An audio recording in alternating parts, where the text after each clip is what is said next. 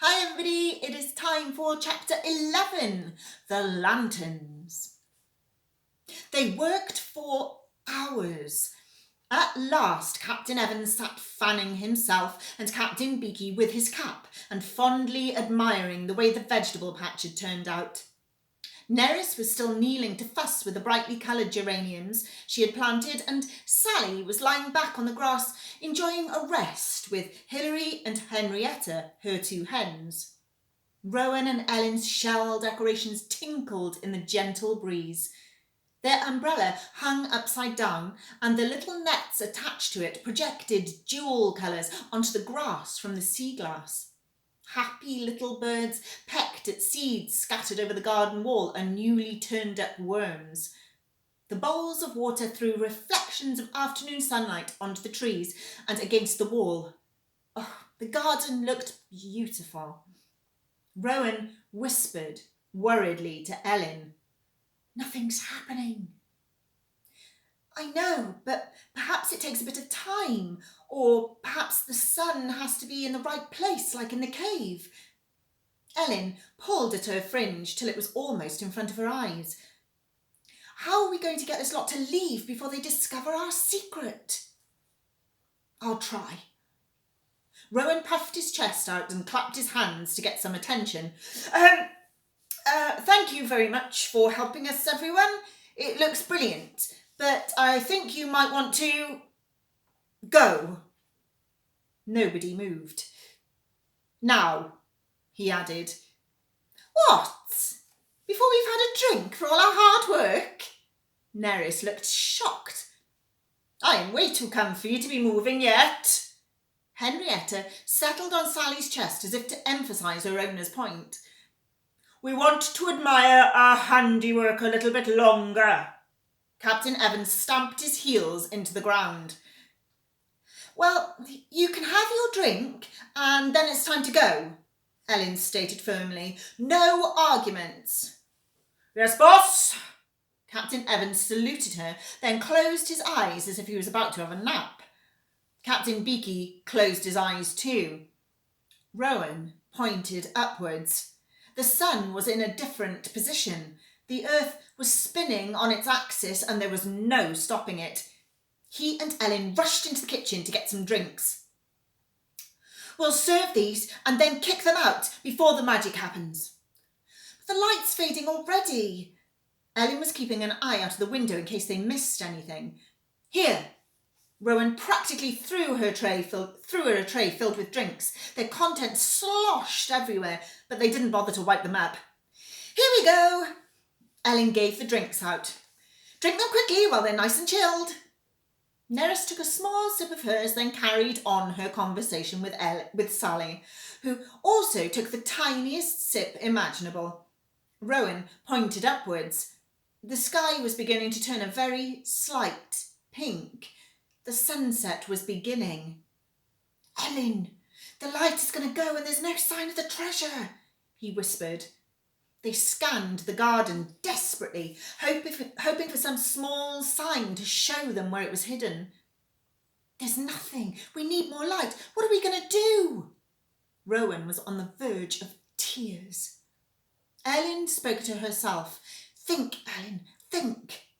She went through the lines of the poem again in her head. Rowan's face and the sky were both turning increasingly red. "I've got it," she whispered, amazed she hadn't thought of it before. "The poem, the lights, the gold. It's this house. It's the lanterns themselves. They must be magic. That's why Gran is so funny about them." She said loudly, "Captain Evans, as this is such a special party, perhaps we should light the lanterns?"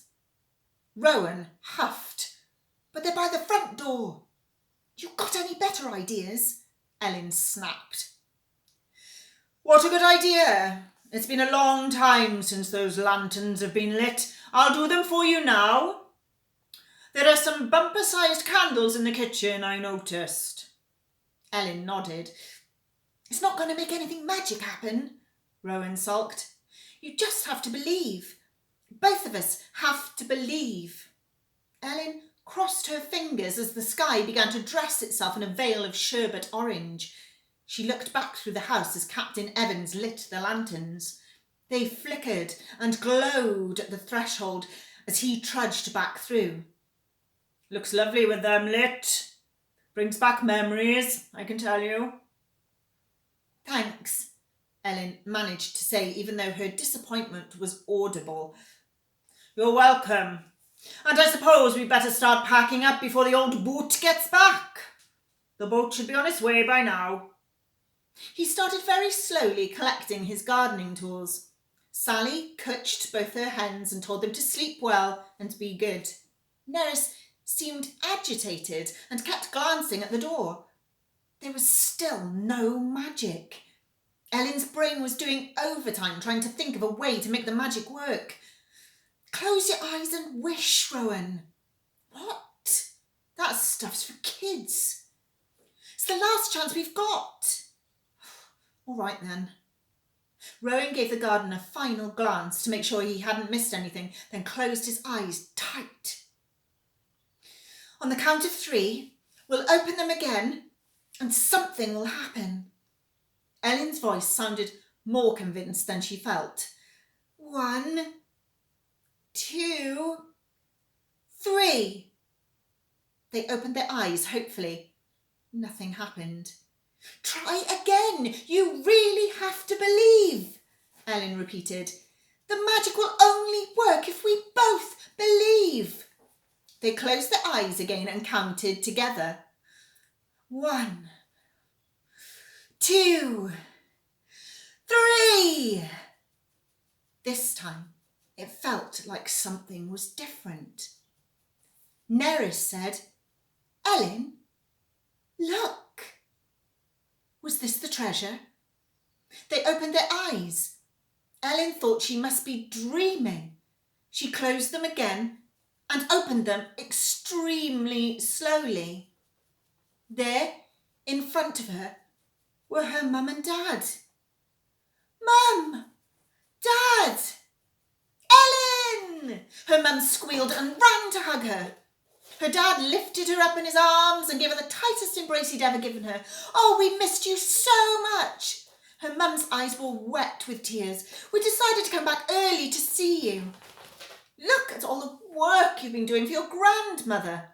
Ellen's dad began, but he was stopped by an almighty roar from within the house. Who lit those lanterns?